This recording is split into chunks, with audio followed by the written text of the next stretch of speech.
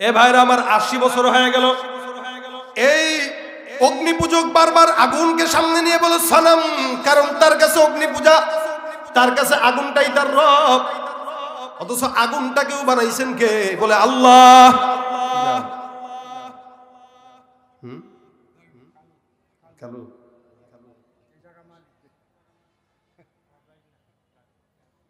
ভালো থাকেন, হ্যাঁ ঠিক আছে, বসেন এখানে, বসে যান। ওনাদের জন্য আল্লাহর তরফ থেকে হেদায়েতের দোয়া, জোরে বলেন আমিন। ওনাদের জন্য আল্লাহ, আমাদের তরফ থেকে আল্লাহ পাকের কাছে হেদায়েতের দোয়া, স্বচ্ছতার দোয়া, জোরে বলেন আমিন। দেখতে না পাইলে কি করার আছে? এবার ঠিক আছে? আপনারা খুশি? আপনারা খুশি? আপনারা সবাই খুশি? কোনো ভয় আছে? ভয় করবো কাকে? জবানটা খুলে কাকে? লড়াইয়ের ওই ময়দানেতে যেতে তোমাকে হবে, প্রয়োজনে সব রক্তটুকু জমিনেই ঢেলে দেবে। লড়াইয়ের ওই ময়দানেতে যেতে তোমাকে হবে, প্রয়োজনে সব রক্তটুকু জমিনেই ঢেলে দেবে। তবুও তোমায় লড়তেই হবে, মানিবে না পরাজয়। তবুও তোমায় লড়তেই হবে, মানিবে না পরাজয়। বিপ্লব মানে জীবন দেয়া বসে থাকা, সে কোনদিন আসবে না রে। মাশাআল্লাহ, সব মুখস্থ। হ্যাঁ, আসবে বিজয় রক্ত আর জীবনের বিনিময়, আসবে বিজয় রক্ত আর জীবনের বিনিময়। বিপ্লব মানে জীবন দেয়া বসে থাকা নয়, সে কোনদিন আসবে না রে, করো যদি ভয়। ঠিক কিনা?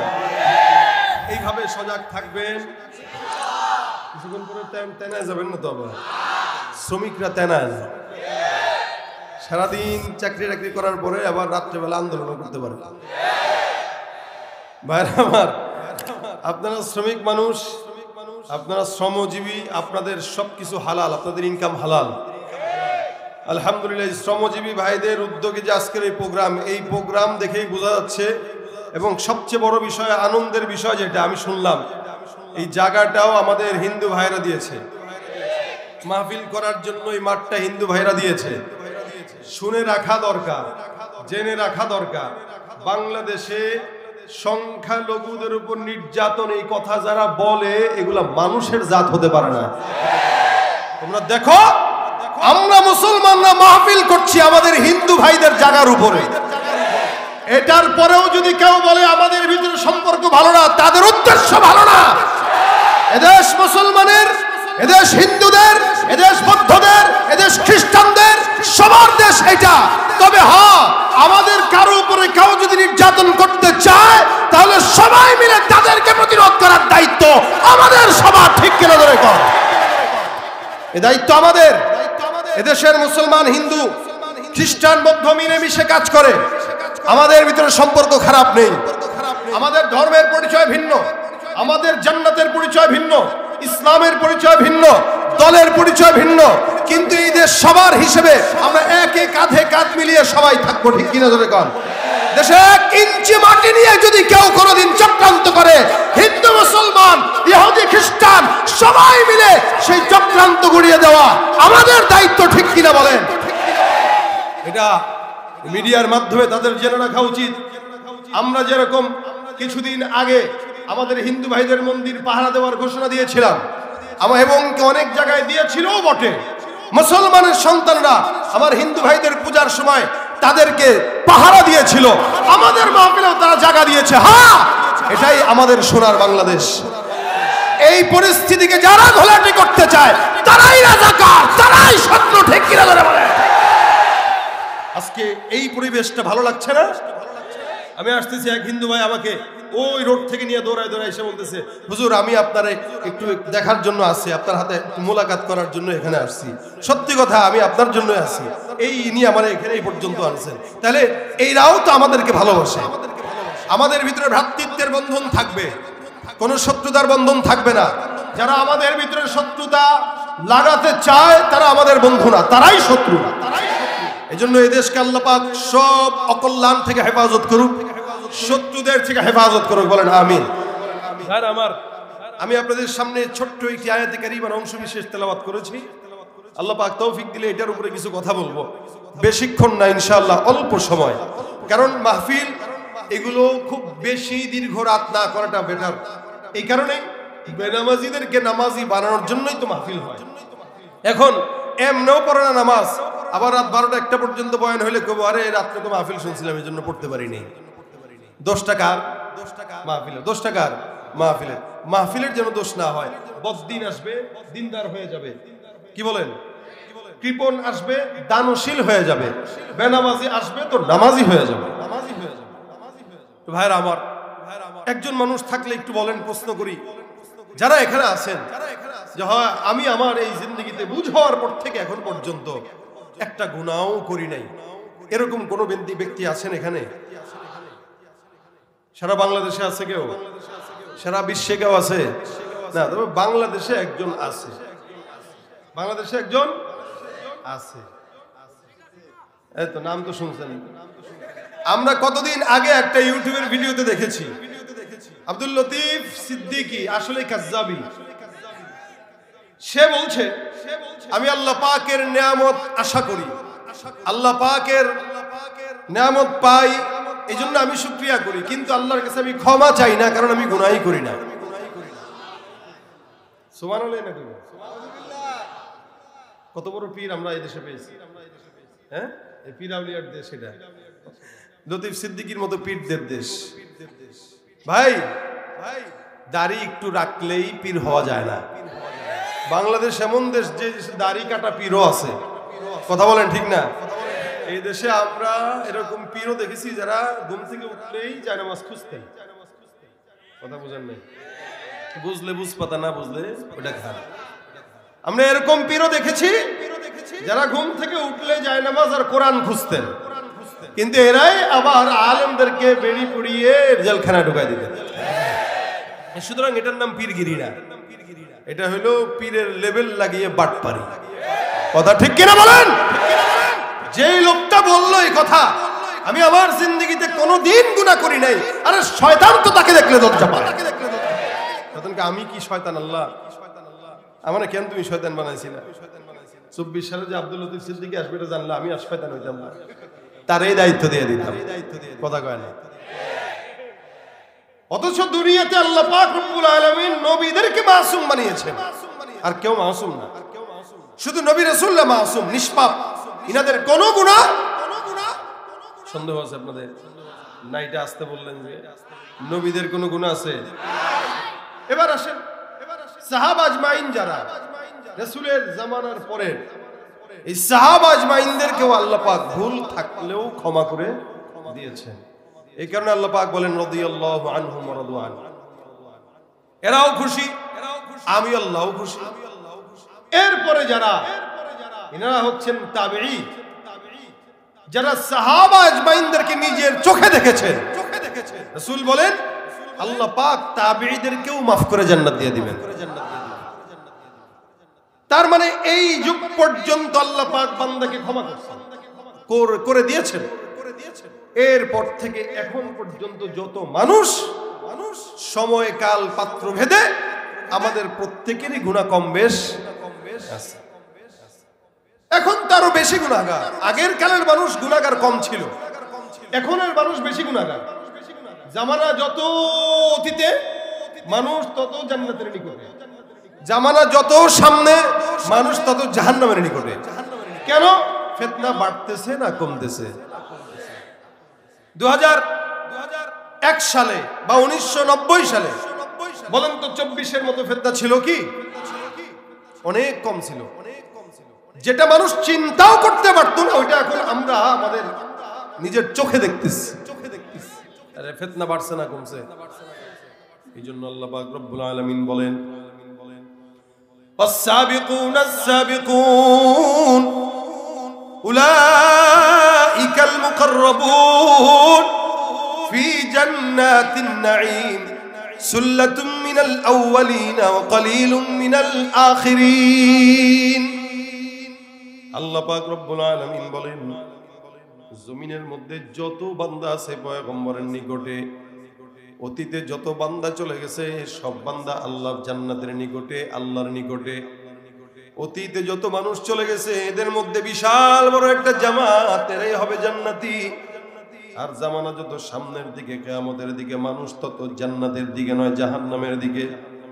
কারণ আসবাবে মাসিয়া, ফিতনা এত বেশি বাড়বে, যার কারণে বান্দা, নবী বলেন সকালবেলা ইমানদার, বিকালবেলা কাফের, বিকালবেলা মুমিন, সকালবেলা কাফের।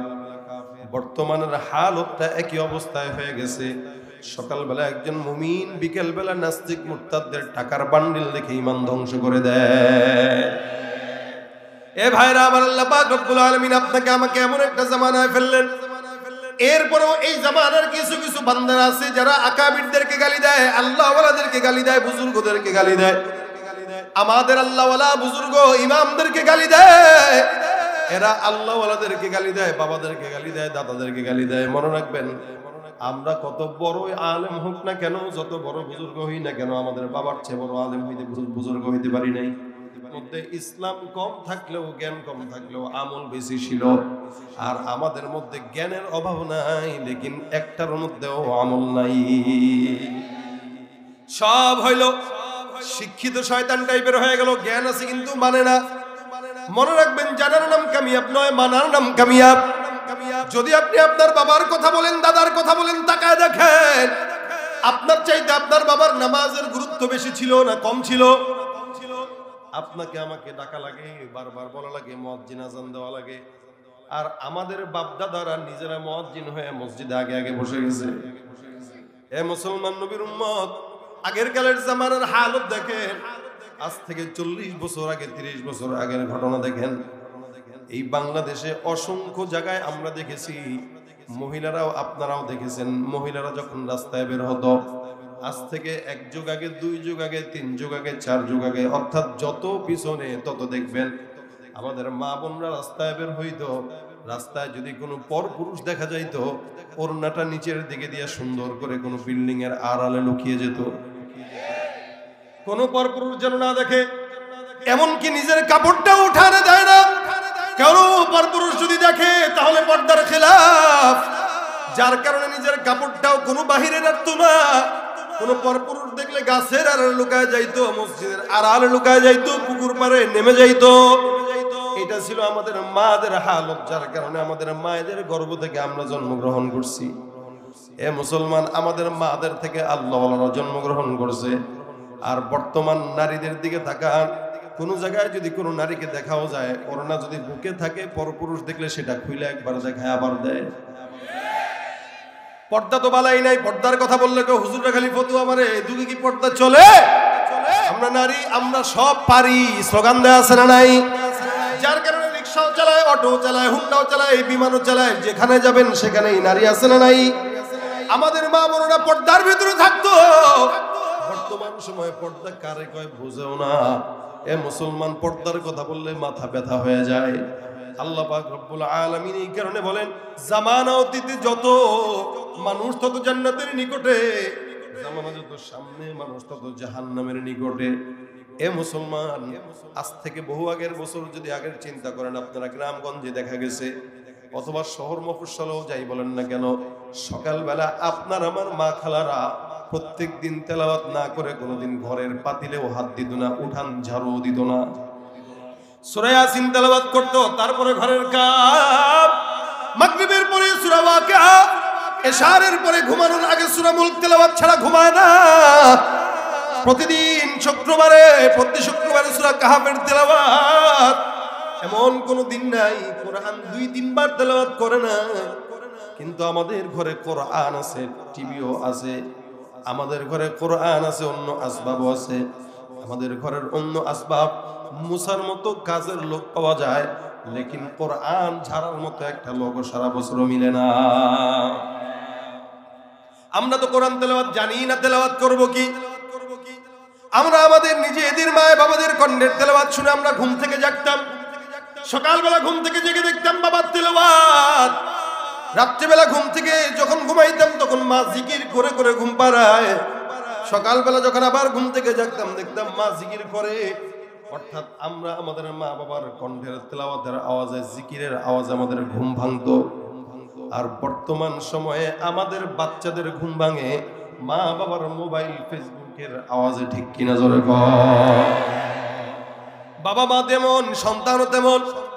এই জন্যই তো এখন আল্লাহ ওয়ালা আশা বন্ধ হয়ে গেছে। আগের মা ছিল পবিত্র, যার কারণে আল্লাহ ওয়ালা আশা ছিল। আর এখন মায়েদের পেট পবিত্র না, যার কারণে আল্লাহ ওয়ালা আশা বন্ধ হয়ে গেছে। এই জন্য মুসলমান পূর্ববর্তী মানুষদেরকে গালি না দিয়ে তাদের মতো হওয়া দরকার। তাদের নামাজের খুশু খুজু, তাদের ইমানের হালত, আমাদের ইমানের হালত আসমান আর জমিন তফাৎ। ঠিক কিনা জোরে কোন? এই জন্য আমার আল্লাহ পাক রব্বুল আলামিন বলে, অতীতের বান্দাকে গালি দিও না। ওয়াস-সাবিকুনা আস-সাবিকুন উলাইকাল মুকাররাবুন ফি জান্নাতিন নাঈম সুল্লাতুম মিনাল আউওয়ালিনা ওয়া কলিলুম মিনাল আখিরিন। যত জামানার সামনের দিকে আগাবে মানুষ তত জাহান্নামের দিকে যাবে। কারণ ফিতনা, জমিনের মধ্যে ফিতনা যতদিন যায় তত বাড়ে, যত সময় যায় তত বাড়বে বাড়বে বাড়বে। ওই যে জামানা আধুনিক হচ্ছে, উন্নতি হচ্ছে, এটার নাম উন্নতি না। যত আধুনিক হবে ততই উলঙ্গপনা, বেহায়াপনা বাড়বে। ঠিক কিনা? তখন আধুনিক ছিল না, মানুষ গুনাহও বুঝে নাই, গুনার প্রচারও ছিল না, প্রসারও ছিল না। আর এখন গুনার প্রচার বাড়ছে, তাই প্রসারও বেড়ে গেছে। ভালো জিনিস আমাদের দেশের মিডিয়ারা প্রচার করে না। আমাদের দেশের মিডিয়া প্রচার করবে কে কেমনে ডিগবাজি দিতে পারে। আমাদের দেশের মিডিয়া প্রচার করবে কে কত বেশি নোংরামি করতে পারে। কিন্তু এদেশের হাফেজে কোরআনরা সারা বিশ্বব্যাপী সবচেয়ে বড় পুরস্কার গ্রহণ করে দেশের মর্যাদা রক্ষা করে। এদের প্রচারণা এই হলুদ সাংবাদিকরা করে না। তাহলে ভালোর প্রচার হবে কিভাবে? প্রসারও বা ঘটবে কিভাবে? প্রচার করতেছে কোন জায়গায় কোন বাবা তার মেয়েকে ধর্ষণ করেছে, এটার প্রচার। নাউযুবিল্লাহি মিন যালিক। এটার প্রচার যখন হয়, শয়তান তো এটার প্রসারকেও বাড়িয়ে দেয়। এইজন্য নেক কাজের প্রচার করেন, যেন নেক কাজের প্রসার বাড়ে। গুনাহের কাজ জানলে আল্লাহর হাবিব বলেন গোপন রাখো, আল্লাহও তোমার গুনাহ গোপন রাখবে। আর আমাদের সমাজের মানুষ কোন গুনাহ জানলে এটার প্রচার করে, লিংক ছড়ায় দেয়। আমরাও বলি ভাই মেসেঞ্জারের লিংকটা একটু দেন তো দেখি। এই হাল আমাদের। এই কারণে তো গুনার প্রসার বাড়তেছে। আমার আল্লাহ পাক রব্বুল আলামিন বলেন, জামানা যত সামনে আগাবে, গুনাহের দিকে আগাবে, মানুষ তত জাহান্নামের দিকে যাবে। এরপরও ফিতনার জামানায় 2024 সালে এসেও যদি কেউ কয় আমি গুনাহ করি না, ওর মতো শয়তান, নালায়েক, বেহায়া, নির্লজ্জ কেউ হতে পারে না। ঠিক কিনা? যেখানে আমিরুল মুমিনিন হযরত ওমর, কত বড় একজন সাহাবী, যার ব্যাপারে পয়গম্বর বলেন লাউ কানা বাদি নবী লাকানা ওমর ইবনুল খাত্তাব। আমার পরে কোন নবী যদি আসতো, তাকায় দেখো ওমরের দিকে। ওমরের নবুয়তি মেজাজ, ওমরের নবুয়তি মেজাজ।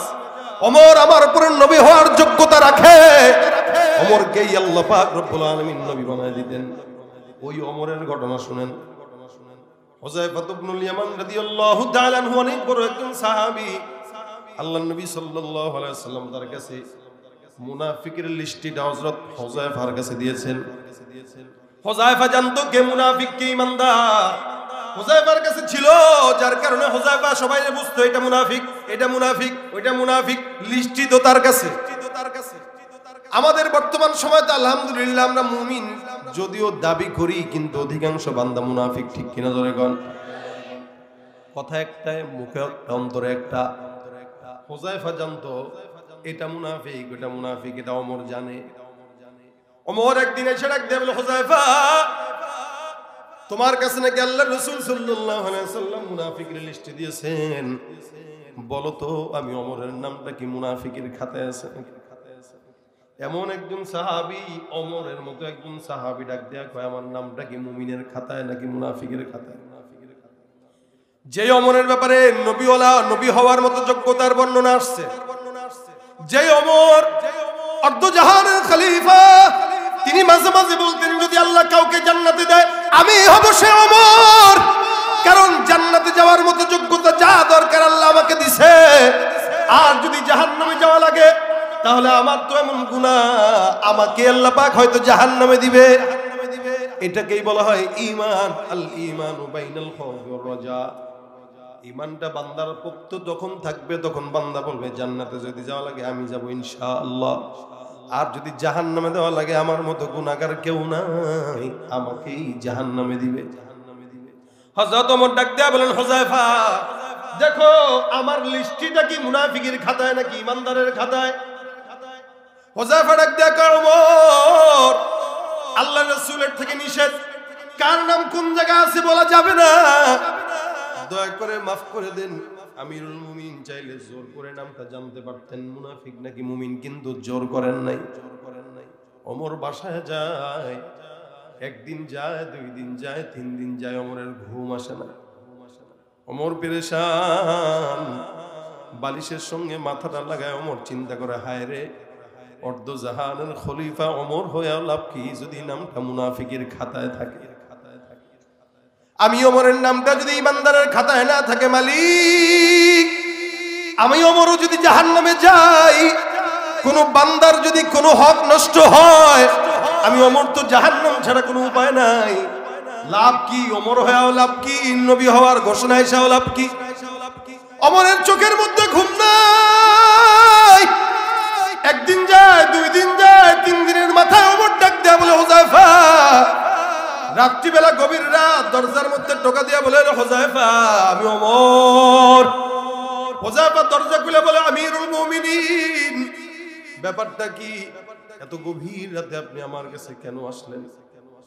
আপনি নিজেই যদি একবার বলতেন আমি আপনার কাছে চলে যেতাম। কি দরকারে আসছেন? ওমর ডাক দিয়ে বলে, হুযায়ফা আমার নিজস্ব প্রয়োজনে আমি তোমার কাছে আসলাম। মনে রাখবা একটা প্রশ্নের জবাব তুমি আমাকে যদি দাও, আমি এখান থেকে আবার চলে যাব। যতক্ষণ জবাব না দিবে আমি ওমর তোমার ঘরের দুয়ার ছাড়বো না। আমিরুল মুমিনিন হুযায়ফার কাছে যায়, ডাক দিয়ে বলে, হুযায়ফা একটা প্রশ্ন 3-4 দিন যাবত আমার মাথায় বারবার আমার মাথায় খেলতেছে। হুযায়ফা ডাক দিয়া বলেন, কি প্রশ্ন? ওমর ডাক দিয়া বলেন, হুযায়ফা আমি ওমর ইন্তেকালের পর আমার জানাজা তুমি পড়বা কিনা? আমি কি ইমানদার নাকি মুনাফিক এটা আমার জানা নাই। আমার লাশের জানাজা তুমি হুযায়ফা পড়বা কিনা বলো। হুযায়ফা ডাক দিয়া বলে, আমিরুল মুমিনিন কি বলতেছেন? আপনার মতো একজন সাহাবী যার ব্যাপারে আল্লাহর হাবিব সাল্লাল্লাহু আলাইহি ওয়াসাল্লাম বর্ণনা করলেন, যাকে শয়তান দেখলে ওই রাস্তায় হাঁটে না। এত বড় একজন আমির, এত বড় একজন শাসক, আপনার মতো ওমরের জানাজা আমি কেন করব না? আল্লাহর কসম ওয়াদা করলাম, টেনশনের কোনো কারণ নাই, আপনি বাসায় যায় নিশ্চিন্তে ঘুমান। আমি হুযায়ফা ওয়াদাবদ্ধ হলাম, আল্লাহ যদি হায়াতে বাঁচায় রাখে আপনার মতো ওমরের জানাজা আমি নিজে অবশ্যই পড়ব। আমিরুল মুমিনিন সুন্দর করে বলে দিলেন, আলহামদুলিল্লাহ সত্যি পড়বা বলে? হ্যাঁ। হুযায়ফার স্বীকারোক্তি।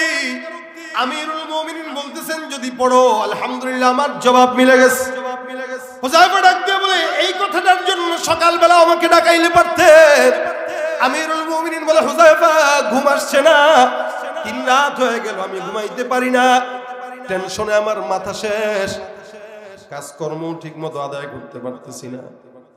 আমি জানি এ হুযায়ফা তোমার কাছে মুনাফিকের লিস্টি আছে, আর আমি এটাও জানি তুমি হুযায়ফা যাদের কাছে মুনাফিকের লিস্টি আছে, তুমি হুযায়ফা যার যার নাম মুনাফিকের খাতায়, সবার জানাজার নামাজ পড়লেও তুমি হুযায়ফা মুনাফিকের জানাজার নামাজ তুমি পড়ো না। আমি যেহেতু তোমাকে প্রশ্ন করলাম হুযায়ফা তুমি আমার জানাজার নামাজ পড়বা কিনা, তুমি স্বীকার করেছো পড়বো, তার মানে বোঝা গেল আমি ওমরের নামটা মুনাফিকের খাতায় নাই, ইমানদারের খাতায়। সুবহানাল্লাহ ওয়া বিহামদিহি। আমিরুল মুমিনিন বুঝে গেলেন আমার নামটা ইমানদারের খাতায়, আমার নাম মুনাফিকের খাতায় নাই।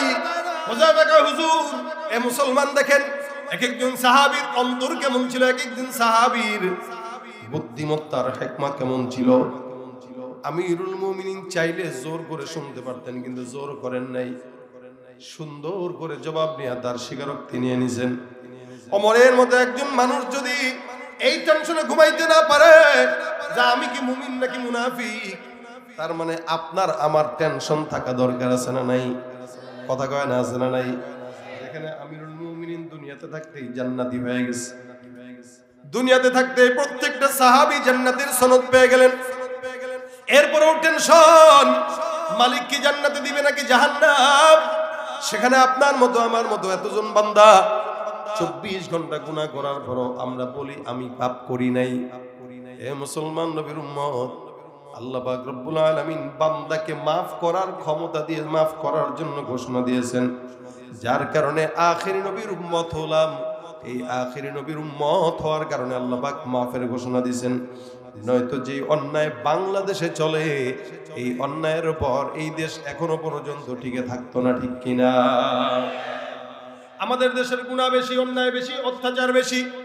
শুধুমাত্র আখিরি জামানার পয়গম্বর ইন্তেকালের আগে আল্লাহকে ডাকছেন, আল্লাহ আমি দুনিয়ার জমিন থেকে বিদায় হয়ে যাব, আল্লাহ আমার উম্মতদের কি হবে মালিক? আমার রব্বে করিম ডাক দিয়ে বলে, পয়গম্বর আপনার উম্মতদের হালত কেমন? জমিনের মধ্যে আপনার উম্মতটা থাকবে।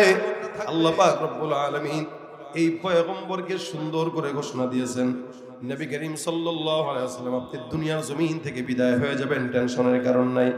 আপনার যত বান্দা আনেওয়ালা বান্দার জমিনের মধ্যে আসবে, আমার আল্লাহ পাক রব্বুল আলামিন সব বান্দাদেরকে জান্নাত পর্যন্ত নিয়ে যাওয়ার দায়িত্ব আল্লাহর কাছে নিয়ে নিছে। সুবহানাল্লাহ ওয়া বিহামদিহি। কি নাম? কালু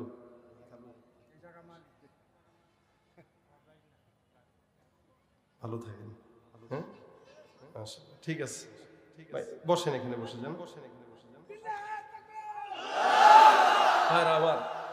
উনাদের জন্য আল্লাহর তরফ থেকে হেদায়েতের দোয়া, জোরে বলেন আমিন। উনাদের জন্য আল্লাহ আমাদের তরফ থেকে আল্লাহ পাকের কাছে হেদায়েতের দোয়া, স্বচ্ছতার দোয়া, জোরে বলেন আমিন। ভাইরা আমার দেখেন, আমার পয়গম্বর মুহাম্মদুর রাসূলুল্লাহ সাল্লাল্লাহু আলাইহি ওয়াসাল্লাম সারা দুনিয়ার জন্য রহমত, ঠিক কিনা বলেন তো? সারা দুনিয়ার জন্য রহমত। নবী বলে গেছেন, আল্লাহ আমার উম্মতদের কি হবে? আল্লাহ পাক স্পষ্ট বলেছেন, রাসূল আপনি টেনশন নেন না।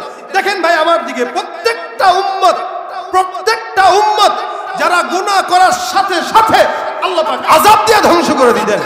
আপনাকে আমাকে আল্লাহ পাক ধ্বংস করেন না কেন জানেন? আল্লাহর নবী দোয়া করেছেন, আল্লাহ এই উম্মতকে আমি একা রেখে চলে যাচ্ছি, আপনি এমনি এমনি ধ্বংস করেন না। আমার আল্লাহ বলেছেন, লা আতরুকু উম্মাতাকা ফারদা, আপনার উম্মতকে একা ছাড়বো না। মরণ হয়ে যাবে, জান্নাতে নেওয়ার আগ পর্যন্ত আমি আমার কুদরতের হাতে তার দায়িত্ব নিয়ে নিলাম। এটা কার দয়া?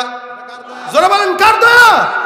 তুমি পারো করতে মোচন অভাব দুঃখী লোকের, তুমি পরম মুক্তিদাতা মালিকে জগতের, তোমার কাছে চাই যে পানা আমরা প্রতিদিন, তোমার দয়ায় পূর্ণ আমার সারা নিশিদিন। আল্লাহ তুমি দয়ার সাগর, আল্লাহ তুমি দয়ার সাগর, রহমানুর রহিম, তোমার দয়ায় পূর্ণ আমার সারা নিশিদিন। কার দয়া? বেঁচে আছি কার দয়ায়? আচ্ছা বলেন, গোটা দুনিয়ার মালিক রব্বুল আলামিন এত অন্যায় করার পরেও গোপনে গুনাহ করতেছি, প্রকাশ্যে অন্যায় করছি, সুদ ঘুষ দুর্নীতি জেনা ব্যভিচার, এমন কোন অন্যায় নাই যেটা মানুষ করে না। আচ্ছা বলেন, সৃষ্টিকর্তা আল্লাহ পাক রব্বুল আলামিন আপনাকে আমাকে বানানোর পরে এই সমস্ত কিছু জানে কি জানে না? যিনি জানে কিন্তু কিছু বলে। আচ্ছা অন্যায় যদি আপনার বন্ধু করে, আপনি জানার পরে একবার দুইবার তিনবার, কয়বার তাকে মাফ করবেন? সর্বোচ্চ 10 বার, এর বেশি করবেন? কিন্তু যেই মালিক এতবার গুনাহ করার পরেও মালিক দয়া করে খাবার সামনে দিয়ে দিচ্ছেন, খা, সেই মালিকের দয়া কি বেশি না কম? মায়ের চেয়ে বেশি না কম? এলাকার মধ্যে চাকরি করেন, মাসের মধ্যে 30 দিন ডিউটি, 10 দিন যদি কেউ চাকরি না করে বেতন বন্ধ। কাটে না কাটে না? 20 দিন চাকরি করলো, 20 দিনের বেতন দিবে, 10 দিনের বেতন কাটা। আল্লাহ পাক আপনাকে আমাকে একটা দায়িত্ব দিয়েছে না নাই? নামাজ পড়বা, রোজা রাখবা, হজ করবা, যাকাত দিবা, মানুষের সঙ্গে ভালো ব্যবহার করবা। যে তোমার সঙ্গে, নবী বলেন, যে তোমার সঙ্গে খারাপ আচরণ করে তার সঙ্গে তুমি ভালো আচরণ করো। কেউ যদি তোমাকে আঘাত দেয় তার জন্য তুমি হেদায়েতের দোয়া করো। এটাই ইসলাম, ঠিক কিনা? এই মুসলমান, এত কিছু আল্লাহর নবী আল্লাহ পাক আদেশ দিয়েছেন, এরপরেও আমরা মানি না, নামাজও ঠিক মতো পড়ি না। আমার মাওলা যদি চাইতো, এ বান্দা তোরে আমি চাকরি দিলাম, ঠিক মতো চাকরি না করার কারণে সকালবেলার খাবারটা বন্ধ করে দিলাম, দুপুরে নামাজ না পড়ার কারণে দুপুরের খাবার বন্ধ, রাতের নামাজ না পড়ার কারণে রাতের খাবারও বন্ধ। মাওলা যদি চাইতো খাবার বন্ধ করতে পারতেন কি পারতেন না? কত দয়া করলে এত অন্যায় করার পরেও সুন্দর সুন্দর খাবার আপনার আমার জন্য রিজিক দিয়েই যাচ্ছে, এক সেকেন্ডের জন্য রিজিক বন্ধ করে না। এই যে নিঃশ্বাস নিতেছেন, একবার যদি আল্লাহ পাক বন্ধ করায় দিতেন বাঁচতে পারতাম। এই হাওয়া দিচ্ছেন, বন্ধ করে দিলে বাঁচতে পারতাম। আল্লাহ পাক রব্বুল আলামিন 24 ঘন্টা পানির সরবরাহ করতেছেন, আসতেছে কোত্থেকে? পানি মাটির নিচ থেকে আসতেছে। যদি একটা দিনের জন্য আপনাদের এই এলাকায় পানি বন্ধ হয়ে যেত, বলেন তো বাথরুম করতে করতে এলাকা তো সব নাপাক করে দিতেন, পানি পাইতেন কোথায়? আচ্ছা বলেন তো, কথা যে বলি জবান দিয়া, এমন যদি হইতো প্রত্যেকটা কথা 1 মিনিটে 10 টাকা আল্লাহ পাকের তরফ থেকে যদি বলা হতো, বান্দা কথা যত বেশি বলবি তত ট্যাক্স বেশি দিবি, কি বলেন ঠিক না? তাহলে কি এত কথা কইতো মানুষ? আল্লাহ পাক সবকিছু যেটা দামি ওটা ফ্রি করে দিয়েছেন, সুবহানাল্লাহ। বাতাস এটা দামি না? এটা ফ্রি না টাকা লাগে? কথা কয় না, ফ্রি না। আল্লাহ পাক যেটাকে যত গুরুত্বপূর্ণ, আল্লাহ জানে এই গুরুত্বপূর্ণ জিনিস বান্দা টাকা দিয়ে কিনতে পারবে না, এটা ফ্রি সার্ভিস দেওয়া লাগবে। হাওয়াটা ফ্রি, আগুন টাকা লাগে না? ফ্রি। আপনারা গ্যাস কিনেন, গ্যাস, আগুনটা দিছেন কে? গ্যাস আনলেন, যদি না জ্বালানোর পরে না জ্বলতো কি করতেন বলেন? আগুন আল্লাহ পাক ফ্রি দিয়ে দিয়েছেন, মাটি ফ্রি দিয়ে দিয়েছেন। এই যে এখানে বসলেন, জমিন, এই জমিনের মালিক একজন, ঠিক আছে, কিন্তু এই বাঁশগুলো যখন গাড়তেছেন, জমিন যদি বলতো একটা বাঁশ গাড়বা 1000 টাকা দিবা, কি বলেন? জমিন কথা বলতে পারে? এক সময় তো বলবে, কি বলেন? এক সময় তো বলবে। জমিন যদি আল্লাহ পাক জমিনের আওয়াজ দিত, কথা বলতে পারতো, আর জমিন যদি বলতো 1 2 3 4 5 6 7, মনে করেন এখানে 50টা বাত করছেন, এই 50টা বাসের জন্য আমার আগে 50,000 টাকা দেন, তারপরে ভাই আমি অনুমতি দিব, তাহলে আপনার আমার বাসাবাড়ি করার মতো ক্ষমতা ছিল না। আল্লাহ ফ্রি দিয়ে দিয়েছে। জবান দিয়া কথা বলা লাগে, জবানকে ফ্রি দিয়েছেন, তাও কত ফ্রি দেখেন। এই জবান দিয়া বান্দা ইবাদত করবে কার? জবান দিয়া ডাকবে কাকে? সুবহানাল্লাহ, আলহামদুলিল্লাহ, লা ইলাহা ইল্লাল্লাহ, আল্লাহু আকবার। আচ্ছা বলেন তো, জবান দিয়া যত কথা বলি, মানুষের চোখের ব্যথা আছে না নাই? কানের ব্যথা আছে না নাই? মাঝে মাঝে কপালের ব্যথা করে কি করে না? আমার ছোট্ট পিচ্ছে একদিন ডাক দিয়া কয়, আব্বা কপালে ব্যথা করে। আমি তোর কপাল আছে, আবার ব্যথা কোন জায়গায়? একসময় আমরাও মনে করতাম যে মাথা আবার কোন জায়গায় ব্যথা করে, কিন্তু মাথা ব্যথা আছে না নাই? হাতের ব্যথা হয়, পায়ের ব্যথা হয়, পেটের ব্যথা হয়, মাজার ব্যথা হয়, পিঠের ব্যথা হয়। এ মুসলমান খুব বুঝবেন, আল্লাহ পাক রব্বুল আলামিন বান্দাকে যে জবান দিয়েছেন, জবানটা এমন গুরুত্বপূর্ণ জবান, বান্দার হাত ব্যথা হয়, পা ব্যথা হয়, বা কপাল ব্যথা হয়, নাক ব্যথা হয়, কিন্তু মাগার বান্দার জিহ্বাটা আল্লাহ কোনোদিন ব্যথা করে না।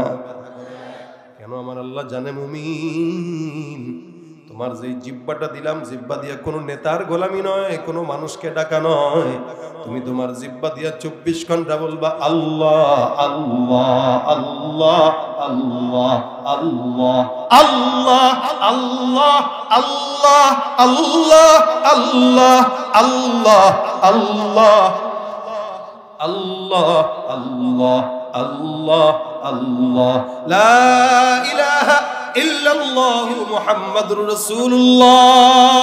এই কথা শুনে কে? কথা শুনে কে? বন্ধু কে? এতবার ডাকলেন, আল্লাহ কোনদিন রাগ করছে? আচ্ছা মার সামনে যায় বলেন তো আম্মা, মা বলবে কি? আবার সুন্দর করে বলবেন ও আম্মা, মা বলবে বলো। আবার বললেন মা গো, বলে বল। ও আম্মা, বলে কি?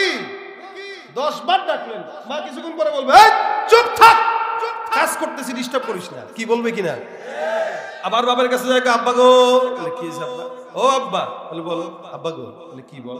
আব্বা গো। কি রে বা, কিছু বলবি? না আব্বা এমনিই ডাকে। বারবার বাবাকে ডাকছে, বাবাও বেজার হয়, মাও কি হয়? আচ্ছা বলেন তো, আদম পয়গম্বর ডাকছে কাকে? মুসা নবী ডাকছে কাকে? ঈসা নবী ডাকছে কাকে? জাকারিয়াও ডাকছে কাকে? ইউসুফ ডাকছে কাকে? নূহ ডাকছে কাকে? মুহাম্মদুর রাসূলুল্লাহ কাকে ডাকছেন? সাহাবা আজমাইন ডাকছে কাকে? আমরাও ডাকি কাকে? এই কিয়ামত পর্যন্ত চলবে আল্লাহ। কোনদিন তো এমন হয় নাই আমার আল্লাহ আসমান থেকে বলে বান্দা আর ডাকিস না, ভেজাল লাগে। বরং আমার আল্লাহ ডাক দেয়া বলে ফাযকুরুনি আযকুরুকুম, ফাযকুরুনি আযকুরুকুম। বান্দা আমাকে তুমি ডাকো, তারপরে আমি আল্লাহ তোমাকে ডাকবো। সুবহানাল্লাহ। আয় মুসলমান নবীর উম্মত, এক বান্দা মাজুসি মূর্তি কি বলে, সূর্য পূজা করে, গাছের পূজা করে, আগুনের পূজা করে, অগ্নি পূজকদেরকে মাজুসি বলে। এই অগ্নি পূজক একদিন ডাক দিয়া আগুনের সামনে নিয়া সুন্দর করে বলতেছে, বারবার খালি একটাই আওয়াজ, সনম সনম সনম সনম। বারবার ডাক দেয়, কিন্তু ওখান থেকে কোনো আওয়াজ আসে না। বারবার শব্দ দিয়ে একটাই শব্দ, সনম সনম সনম সনম সনম সনম। যার পূজা করে তাকে ডাকতে হয়, কিন্তু কথা শুনে না। লা ইয়াদুররু ওয়ালা ইয়ানফা ওয়ালা ইয়ানতিকু ওয়ালা ইয়াকুল। এরা খাইতেও জানে না, পড়তেও জানে না, এমন অবস্থায় বারবার ডাকে। আমার আল্লাহ পাক রব্বুল আলামিন দেখে কি দেখে না?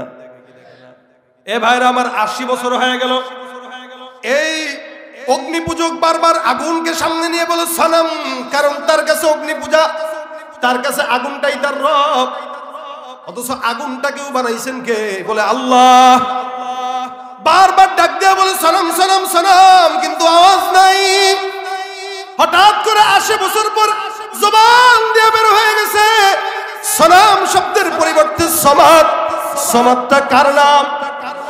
আমার আল্লাহ পাক কোরআনে বলেন, কুল হুয়াল্লাহু আহাদ আল্লাহুস সামাদ লাম ইয়ালিদ ওয়া লাম ইউলাদ ওয়া লাম ইয়াকুল লাহু কুফুয়ান আহাদ। আমার আল্লাহ পাক রব্বুল আলামিন আসমানে ওই বান্দা সনম সনম সনম বলে বলে সমাদ, আসমান থেকে গাইবে আওয়াজ। আমার আল্লাহ ডাকতে বলে লাব্বাইকা ইয়া আবদি, হে আমার বান্দা বল।